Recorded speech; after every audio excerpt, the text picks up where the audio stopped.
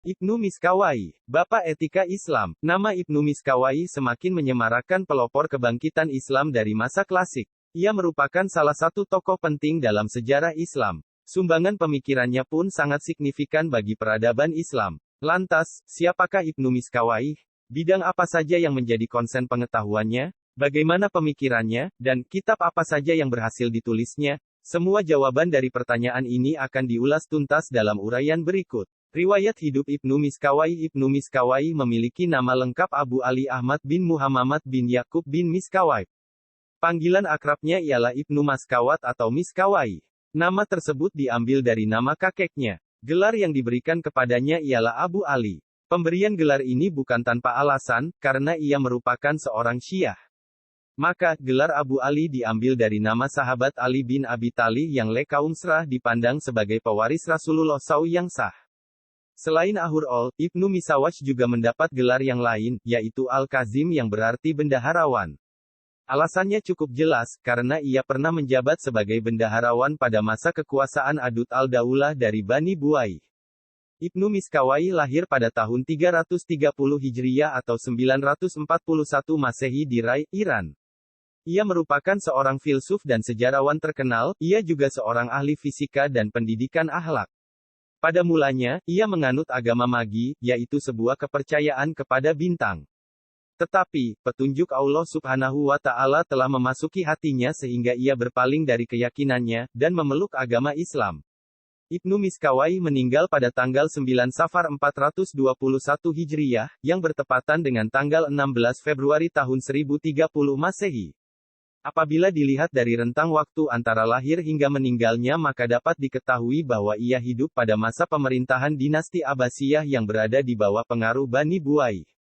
Perlu diketahui, dinasti Abbasiyah pada masa-masa akhir setelah masa keemasannya mengalami kemunduran yang amat signifikan. Salah satu tanda dari kemunduran Bani Abbasiyah ialah berdirinya dinasti-dinasti kecil yang tampil menguasai dinasti Abbasiyah secara bergantian. Dengan kata lain, dinasti-dinasti kecil itu menjadi pemerintah di dalam pemerintahan dinasti Abbasiyah. Pada masa itu, dinasti Abbasiyah hanyalah sebuah nama yang menjadi simbol bagi pemerintahan Islam. Tetapi, yang berkuasa sebenarnya ialah dinasti-dinasti kecil. Salah satu dinasti kecil yang pernah berkuasa di dalam keluasan dinasti Abbasiyah ialah dinasti Buai. Dinasti Buai menguasai dinasti Abbasiyah selama hampir 100 tahun, yakni dari tahun 945 sampai 1044 Masehi. Konon, orang-orang Bani Buai yang beraliran Syiah itu sudah lama mengincar tahta Abbasiyah. Mereka berkeyakinan bahwa Bani Abbas telah merampas jabatan khalifah dari Ahlul Bait. Fanatisme yang kuat terhadap Ahlul Bait menyebabkan mereka melakukan penyerangan kepada Bani Abbasiyah, dan merampas kekhalifahan. Dengan alasan yang sama, mereka tidak sudi menghormati Bani Abbasiyah. Dan, setelah orang-orang Bani Buai berhasil merebut tahta kekhalifahan, mereka segera menjadikan negeri yang terletak di Dailan, sebelah selatan Danau Laut Kaspia, sebagai markas. Kehadiran Bani Buai dimulai dari 3 putra Abu Syuja, Buai, seorang pencari ikan yang tinggal di daerah bernama Dailan.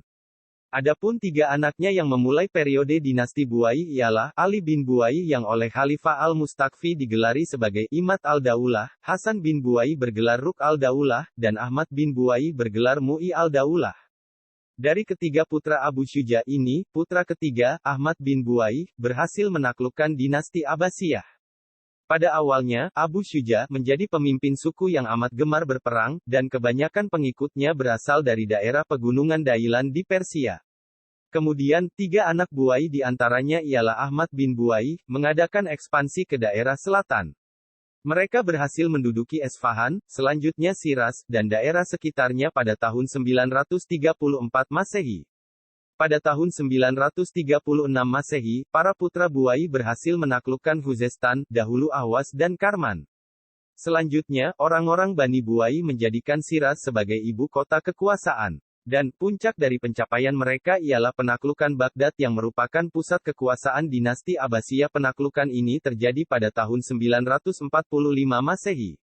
Pada waktu itu, Baghdad berada di bawah pengaruh kekuasaan Turki. Ahmad bin Buai berhasil merebut Baghdad dari tangan Turki sehingga ia menjadi penguasa baru menggantikan Turki di Baghdad. Sejak saat itu, periode pemerintahan dinasti Buai dimulai, dan dengan cepat menjadi kekuatan di dalam kekuasaan dinasti Abbasiyah. Itulah sejarah mengenai dinasti Buai. Sekarang, kita kembali kepada sosok Ibnu Miskawayh. Seperti telah dijelaskan, Ibnu Miskawayh ialah tokoh penting dari masa pemerintahan dinasti Buai. Sebagaimana orang-orang dari dinasti Buai yang beraliran Syiah, ia pun menjadi penganut aliran Syiah yang amat fanatik. Ibnu Miskawayh merupakan anak yatim. Ia sudah ditinggal mati oleh ayahnya sejak masih berada di dalam kandungan sang ibu. Maka, sejak dilahirkan hingga menginjak usia dewasa, ia hanya diasuh dan dibesarkan oleh sang ibu. Pada masa dewasa, ia bekerja sebagai pustakawan bersama Abu Fadl bin Al-Amid selama 7 tahun. Selain itu, ia juga nyambi sebagai guru privat bagi putra Al-Amid, orang yang memberinya tempat tinggal. Mengenai perjalanan intelektual Ibnu Miskawayh, tidak ada sumber yang menjelaskannya secara akurat. Pasalnya, ia tidak pernah menulis autobiografi tentang dirinya sendiri. Alhasil, hal ini juga menjadikan para penulis riwayat kesulitan dalam menggali data latar belakang pendidikannya. Jelasnya, ia banyak membaca buku. Alhasil, ia memperoleh banyak pengetahuan dari aktivitasnya tersebut. Sangat mungkin bahwa pekerjaan Ibnu Miskawayh sebagai pustakawan telah menjadikannya sebagai salah satu tokoh berpengaruh dan disegani. Ia banyak membaca buku-buku sejarah, filsafat, dan sastra. Karena ketekunannya, ia dikenal sebagai sejarawan dan filsuf. Sebagai filsuf, ia mendapat julukan Bapak Etika Islam. Julukan itu dilatar belakangi oleh penemuannya tentang teori etika. Nanti akan dijelaskan bagaimana teori etika Ibnu Miskawayh. Dalam mempelajari filsafat, Ibnu Miskawayh dapat dikatakan berbeda dengan para filsuf lainnya. Ia mengawali perjalanan filsafatnya dengan mengkaji secara serius ilmu akhlak dan ilmu jiwa. Ia tidak mengawali kajian filsafatnya dengan mengkaji logika atau teori pengetahuan lainnya sebagaimana dilakukan oleh kebanyakan para filsuf. Meskipun demikian, namanya tetap masuk dalam jajaran para filsuf muslim terkemuka dan termasyhur. Bahkan, ia menguasai secara sempurna filsafat-filsafat dan ilmu-ilmu terdahulu. Dalam bidang sejarah, Ibnu Miskawayh berguru kepada Abu Bakar bin Kamil Al-Qadi 350 Hijriyah atau 960 Masehi, terutama Tarikh Al-Tabari. Selanjutnya, ia belajar filsafat dari Ibnu Al-Hamar yang memperkenalkannya pada karya-karya Aristoteles. Ia juga belajar ilmu kimia dari Abu Al-Tayyib Al-Razi, seorang ahli kimia pada masa itu. Dengan demikian, ia tidak saja belajar filsafat dan sejarah, tetapi juga belajar berbagai bidang keilmuan, seperti kedokteran, bahasa, kimia, sejarah, dan filsafat. Dan, sebagai seorang filsuf, ia lebih terkenal sebagai seorang filsuf akhlak daripada filsuf ketuhanan.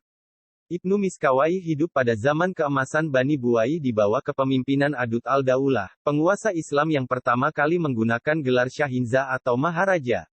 Adud al-Daulah menaruh perhatian yang amat besar terhadap perkembangan ilmu pengetahuan dan kesusastraan. Karena itulah, Ibnu Miskawayh yang sangat pandai dalam bidang filsafat, mendapat kepercayaan khusus dari sang khalifah sebagai bendaharawan kerajaan. Sayangnya, pada masa keemasan Bani Buai tersebut, kondisi masyarakat sedang kacau. Salah satu kekacauan itu berupa kemerosotan moral yang melanda rakyat.